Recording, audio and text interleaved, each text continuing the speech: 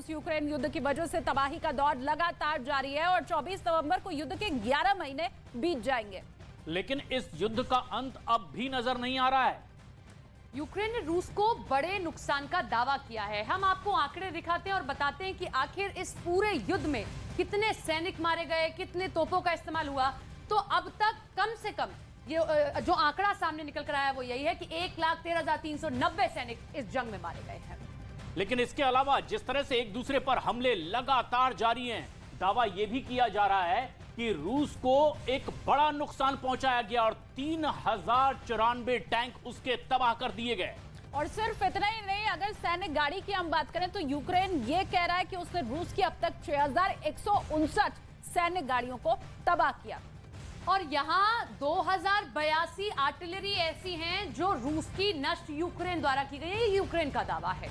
इसके अलावा कुछ और नुकसान का बड़ा दावा किया गया, जिसमें बताया गया कि 395 रॉकेट सिस्टम भी तबाह कर दिए गए। बिल्कुल। और फाइटर जेट की अगर हम बात करें तो वो ये यूक्रेन कह रहा है कि 285 ऐसे फाइटर जेट हैं रूस के जो अब तक इस जंग में यूक्रेन ने तबाह किए हैं। हेलीकॉप्टर्स का इस्तेमाल हुआ। रूस के पास अच्छे खासे हेलीकॉप्टर की संख्या थी, लेकिन उसमें से 276 ऐसे हैं यूक्रेन दावा कर रहा है कि उसने तबाह कर दिए हैं।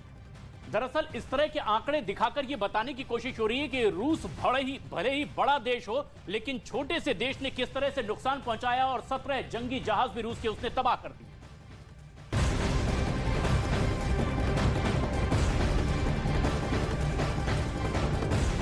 लेकिन वहीं इस बीच एक और बेहद अहम और बड़ी खबर आ रही है। रूस की ओर से दावा किया गया है कि पश्चिमी मीडिया में प्रोपेगेंडा के तहत रूस की सेना के पुतिन के खिलाफ बागी होने की बात फैलाई जा रही है। इतना ही नहीं, पश्चिमी मीडिया की ओर से अपने दावे को सही साबित करने के लिए बाकायदा वीडियो तक जारी कर दिए गए। हालांकि इन सब दावों के बीच युद्ध में रूस की सेना का रौद्र रूप देखने को मिला है अब तक। और पुतिन की पलटन अब यूक्रेन में जमकर तबाही भी मचाने लगी।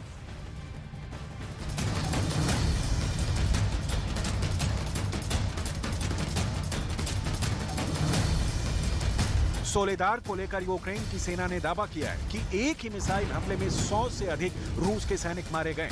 इस वीडियो को जारी कर यूक्रेन की सेना ने दावा किया है कि उसने ड्रोन की मदद से रूस के सैनिकों की लोकेशन ट्रेस कर टोचका मिसाइल दागकर एक ही हमले में 100 से अधिक रूस के सैनिकों को खत्म कर दिया है। सोलेदार पर रूस हर हाल में कब्जा करने में लगा है। वहीं यूक्रेन रूस के साथ साथ वैगनर के सैनिकों को पीछे खदेड़ने में लगा है। लेकिन सोलेदार पर नियंत्रण को लेकर किए गए अलग अलग दावों ने बड़े सवाल को जन्म दे दिया है। क्या पुतिन और वैगनर ग्रुप के बीच सब ठीक नहीं चल रहा है? पश्चिमी मीडिया की एक रिपोर्ट सुपर वायरल है। रिपोर्ट में दावा किया गया है कि प्राइवेट आर्मी के नाम से कुख्यात वैगनर ग्रुप में फूट पड़ गई है। बड़ा सवाल कि इस फूट से चीन का भरोसा टूट जाएगा।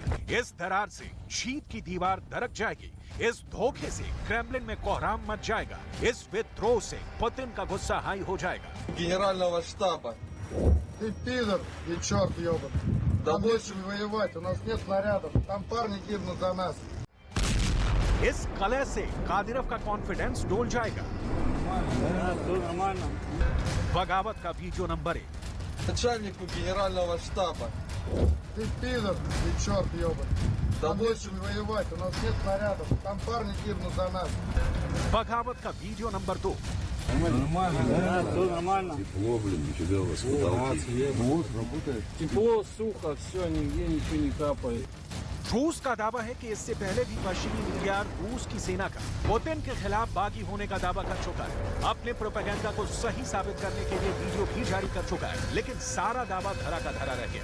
पुतिन की सेना यूक्रेन युद्ध में कोहराम मचाने में कोई कोर कसर नहीं छोड़ रही है और ना ही आगे छोड़ने वाली है। लेकिन पुतिन और वैगनर ग्रुप में के दावे को तब और बल मिलता है जब अमेरिका की संस्था institute for the study of war की एक रिपोर्ट सामने आती है। इस रिपोर्ट में दावा किया गया है कि रूस के येवगेनी प्रिगोजिन पुतिन के वॉर ऑर्डर को हथियार बनाकर पुतिन और वैगनर ग्रुप में दरार पैदा कर रहे हैं। येवगेनी वही शख्स है जिन्होंने वैगनर ग्रुप को खड़ा करने में बड़ी भूमिका निभाई थी। वैगनर ग्रुप को हमेशा से ही पुतिन की प्राइवेट आर्मी कहा जाता है। इतना ही नहीं, येवगेनी पुतिन के इतने करीब रहे हैं कि उन्हें पुतिन का शेफ भी कहा जाता है। क्या दुश्मन देश पर टूट पड़ने वाली पुतिन की प्राइवेट आर्मी अब पुतिन के बदले येवगेनी के इशारे पर आगे की रणनीति तय करने वाली है? वो भी ऐसे वक्त में जब यूक्रेन युद्ध सर्दी के मौसम में 180 डिग्री घूम गया है। ऐसे नाजुक मोड़ पर वैगनर ग्रुप पुतिन का साथ छोड़ देगा। इसे रूस ने यकीन से परे करार दिया है। क्योंकि यूक्रेन के बैटल ग्राउंड में इनकी मौजूदगी के सबूत ने पूरी दुनिया में सनसनी मचा दी थी।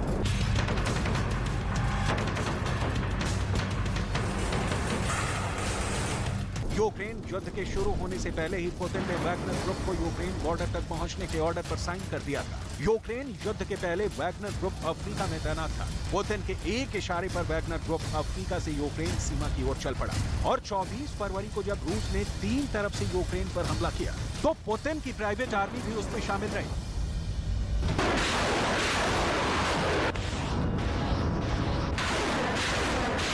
बेलारूस के रास्ते रूस ने यूक्रेन पर बड़ा हमला किया। हमले में रूस की सेना के साथ साथ चेचन के लड़ाके और वैगनर ग्रुप भी शामिल हुआ था।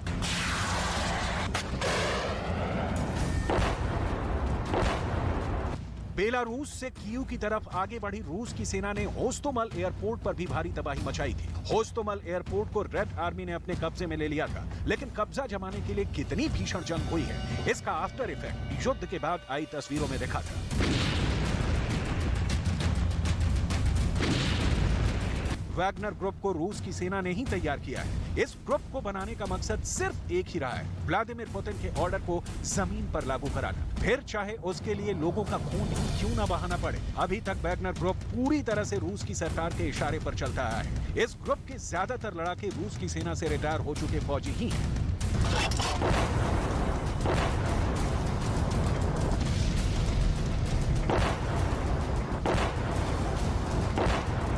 वैगनर ग्रुप का सबसे बड़ा बेस या कहें कि ट्रेनिंग सेंटर पश्चिमी रूस के मॉकिन में है। मॉकिन में रूस का मिलिट्री बेस है और उसके काफी करीब वैगनर बेस है। रूस का मॉकिन क्राइमिया से भी नजदीक है और यूक्रेन से भी। क्राइमिया पर रूस ने जब कब्जा जमाया था उस जंग में भी वैगनर ग्रुप के लड़ाकों ने खूब खून खराबा किया था। वैगनर ग्रुप खूंखार सैनिकों की एक ऐसी फौज है जो नियम कायदे नहीं बल्कि सिर्फ पैसे की भाषा समझती है। एक अनुमान के मुताबिक रूस का किराए का एक सैनिक 3 महीने में लगभग 10 लाख रूसी रूबल कमा लेता है, मतलब भारतीय रुपयों में 11.5 लाख रुपए से भी अधिक। यूक्रेन जंग में अब दावा किया जा रहा था कि जिस तरह पुतिन अपनी सेना के जनरलों की बजाय अपने 2 वफादारों की सलाह मान रहे हैं, उसे देखकर लगता है कि रूस की सेना में बगावत हो सकती है। लेकिन अब नए दावे के सामने आने के बाद यूक्रेन युद्ध में रूस के कैंप में कई पावर सेंटर बन जाने की दलील सामने आने लगी है। रूस की सेना एक फ्रंट पर खून बहा रही है, वहीं दूसरे मोर्चे पर यूक्रेन को नुकसान पहुंचाने का जिम्मा रमजान कादिरोव के खूंखार लड़ाकों ने संभाल रखा है और वैगनर ग्रुप तबाही का एपी सेंटर बना हुआ है। लेकिन अगर रूस के खेमे में कई पावर सेंटर बनने की बात सही साबित हुई तो इसका सीधा मतलब होगा पुतिन के प्रभाव में कमी, जो पुतिन और उनके इनर सर्किल के लिए बुरी खबर साबित होगी।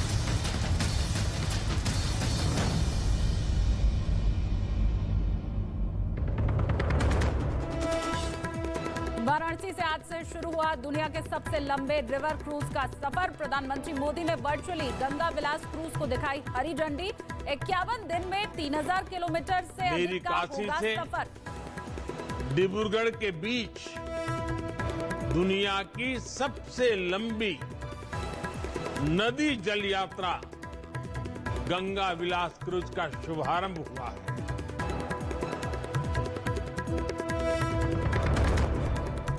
दिल्ली के कंजावला केस में गृह मंत्रालय की सख्ती। सूत्रों के मुताबिक आरोपियों पर हत्या का केस दर्ज करने के लिए दिल्ली पुलिस को दिया आदेश। वारदात के वक्त रास्ते में तैनात पुलिसकर्मियों पर भी एक्शन की बात। जेडीयू के पूर्व अध्यक्ष शरद यादव का निधन। 75 साल की उम्र में गुरुग्राम के अस्पताल में ली आखिरी सांस। राष्ट्रपति और प्रधानमंत्री समेत तमाम नेताओं ने दुख जाहिर किया। देवी और सज्जनों, माननीय केंद्रीय सड़क परिवहन और राजमार्ग मंत्री नितिन गडकरी जी ने देश के कोने कोने को हाईवेज के साथ जोड़ दिया। हमारा ये अनुरोध है और एक निमंत्रण भी कि आप भी 14 जनवरी को हमारे साथ जुड़ें सड़क सुरक्षा अभियान में, क्योंकि उसमें होंगी रोड सेफ्टी की बहुत सारी आवश्यक बातें। क्यों नितिन जी, मैं सही कह रहा हूँ कि नहीं? बिल्कुल सही कह रहे हैं, क्योंकि जान है वो जहान है। सड़क सुरक्षा अभियान, परवाह करेंगे, सुरक्षित रहेंगे। 14 जनवरी सुबह 10 बजे से।